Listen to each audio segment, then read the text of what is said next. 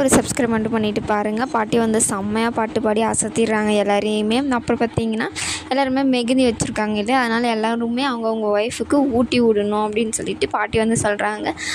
வேணாம் வேணாம் அப்படின்னு சொல்லிட்டு விஜயா சொல்லும்போது, ஒரு டைம் தானே ஆண்டி சாப்பிடுங்க அப்படின்னு சொல்லிட்டு பார்த்திங்கன்னா எல்லாருமே ஊட்டி விட்றாங்க. ஃபஸ்ட்டு வெக்கத்தில் விஜய் வந்து இது பண்ணுவாங்க. அதுக்கப்புறம் அவர் ஊட்டி விட்டவுடனே எல்லோரும் அப்பாவே ஊட்டி விட்டாரு, அதுக்கப்புறம் என்னடா நம்மளும் ஊட்டி விடுவோம் அப்படின்னு சொல்லிட்டு அவங்களும் பார்த்திங்கன்னா தனித்தனியாக ஊட்டி அவங்கவுங்க ஒய்ஃப்க்கு ஊட்டி விட்றாங்க. ஜாலியாக இருக்காங்க. அதுக்கப்புறம் அவங்க நான் வேணால் உங்களுக்கு ஊட்டி விடுவா அப்படின்னு சொல்லிட்டு அவர் கேட்கும்போது, இல்லை ஒன்றும் வேணாம், நான் அப்புறமா கை கழுவிட்டு நானே சாப்பிட்டுக்கிறேன் அப்படின்னு சொல்லிட்டு, அவ்வளோ அவசரம் ஒன்றும் இல்லை அப்படின்னு சொல்லிடுறாங்க. அப்புறம் சரி அவங்களும் ஓகே சொல்லிவிட்டு அதுக்கப்புறம் பார்த்திங்கன்னா எல்லாருமே ஊட்டி விடும்போது ஸ்ருதியோட அப்பா வந்து அவங்க அம்மா வந்து கேட்பாங்க அவங்க அப்பாவை, எனக்கும் நீங்கள் ஊட்டி விடு, ஏன் உனக்கு கையில் நீயே சாப்பிட்டுக்கோ அப்படின்னு சொல்லிட்டு சொல்லிடுவாங்க. அவங்களுக்கு கொஞ்சம் கஷ்டம் ஆயிரும். எல்லாருமே அவங்கவுங்க ஹஸ்பண்ட் வந்து ஒய்ஃப் ஊட்டி விடும்போது இவர் மட்டும் வேணான்னு சொல்லிடுவார். அப்புறம் அடுத்து என்ன ஃபங்க்ஷன்மா அப்படின்னு சொல்லிட்டு சங்கீத்து எல்லாருமே ரெடி ஆயிருங்க, பாட்டு எல்லாம் டான்ஸ் எல்லாம் ஆடணும் அப்படின்னு சொல்லிட்டு சொல்லிடுறாங்க. அதுக்கப்புறம் பார்த்திங்கன்னா விஜயா வந்து இது ஒரு ட்ரெஸ்ஸு அவங்களுக்கு ஒரு பார்சல் ஒன்று வரும்.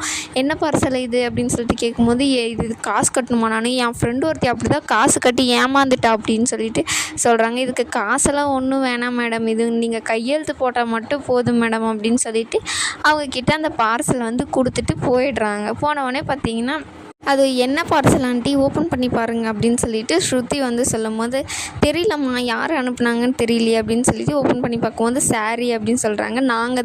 நானும் மீனா தான் அது உங்களுக்கு சர்ப்ரைஸாக எடுத்து அனுப்பணும் அப்படின்னு சொல்கிறாங்க. இது இவ்வளோ காஸ்ட்லியாக இருக்கேம்மா, கண்டிப்பாக இதை நீ தானே செலக்ட் பண்ணியிருப்ப அப்படின்னு கேட்கும்போது, அப்படியெல்லாம் இல்லை, நான் வேறு ஒரு சாரியை செலக்ட் பண்ணேன், மீனா தான் இதே நல்லா இருக்குது, இதுதான் அத்தைக்கு சூப்பராக இருக்குன்னு சொல்லிட்டு எடுத்தாங்க அப்படின்னு சொல்லிட்டு அதை வந்து காமிக்கிறாங்க.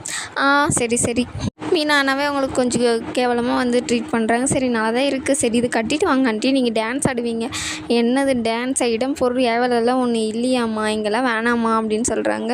நீங்கள் சூப்பராக ஆடுவீங்க அத்தை, நீங்கள் ஆடுங்க அப்படின்றாங்க. இல்லை வேணாம் அப்படின்னு சொல்லிட்டு சொல்லும்போது, இல்லை ஆண்டி நீங்கள் டான்ஸ் ஆடினீங்கன்னா அதை எடுத்து உங்கள் பேஜில் வந்து போட்டு விட்டால் அது ட்ரெண்ட் ஆயிரும் அப்படின்னு சொன்ன உடனே, சரி நான் போய் ரெடியாகி வந்துடுறேன் அப்படின்னு சொல்லிட்டு அவங்களும் அங்கேருந்து போயிடுறாங்க.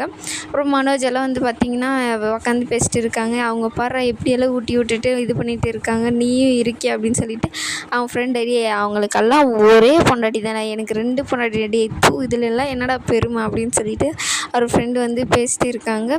நானும் கல்யாணம் மட்டும் எனக்கு டைவர்ஸ் கிடைக்கட்டும், அதுக்கப்புறம் பாரு நான் ஒரு எவ்வளோ பெரிய ரிசப்ஷன் வைக்கிறேன் அப்படின்றாங்க. அதுக்கு ஃபஸ்ட்டு கிடைக்கணும், அதுக்கு முன்னாடியே நீ இது மட்டும் உங்கள் வீட்டில் தெரிஞ்சு நீ செத்த மனோஜ் அப்படின்னு சொல்லிட்டு அவங்கள வந்து கலாய்ச்சி வச்சுட்டு இருக்காங்க.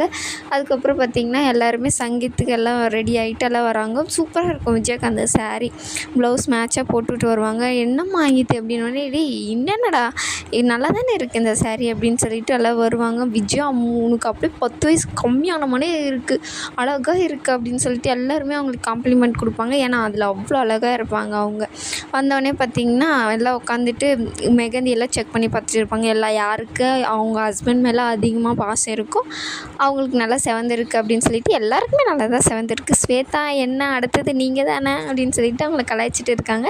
அந்த பக்கம் பார்த்திங்கன்னா முத்துவும் அந்த வேலையை தான் செஞ்சுட்டு இருப்பாங்க. அவங்க லவரோட வச்சு எல்லாம் காமெடி பண்ணி பேசிகிட்டு இருப்பாங்க. அதுக்கப்புறம் இவங்க எதிர்பார்த்த விதமாக பார்த்திங்கன்னா சத்யா அவங்க ஃபேமிலியெல்லாம் வராங்க. ரேகா, சத்யா, அவங்க சிந்தாமணி எல்லாம் வந்து பார்த்திங்கன்னா வராங்க. இவங்களெல்லாம் யார் கூப்பிட்டது அப்படின்னு சொல்லி கேட்கும்போது, நான் சத்யாவை கூப்பிட்டேன், அவன் வர முடியாதுன்னு சொல்லிட்டேன். இல்லைக்கா அம்மா தான் இதுக்கு வந்தே ஆகணும் அப்படின்னு சொல்லிட்டு சொன்னாங்க. நானும் அத்தைக்கிட்ட சொன்னேன்க்கா, அவங்களும் ஓகே போகலாம் அப்படின்னு சொல்லிட்டாங்க அப்படின்னு சொன்னாங்க. சரி வாங்க வந்துட்டீங்க, இவ்வளோ இதாக மறக்காமல் வந்திருக்கீங்க, அதுதான் இனிமேல் எல்லாருமே சொந்தம் ஆகிட்டோமே, அதுக்கு என்ன அப்படின்னு சொல்லிட்டு பார்த்திங்கன்னா சிந்தாமணி எல்லாம் வந்து உட்காந்துட்டு இதுக்கு அப்போ எல்லாம் உட்காந்துக்கிட்டு எல்லாம் ஜாலியாக உட்காந்து பேசிட்டு டான்ஸ் எல்லாம் ஆடுவாங்க. சூப்பராக இருக்கும். மீனா, ஸ்ருதி ஆடுறது எல்லாருமே சூப்பராக டான்ஸ் ஆடுவாங்க. அது மாதிரி பார்த்திங்கன்னா முத்து எல்லாருமே டான்ஸ் ஆடுவாங்க. இதோட இந்த எபிசோடும் முடியும்.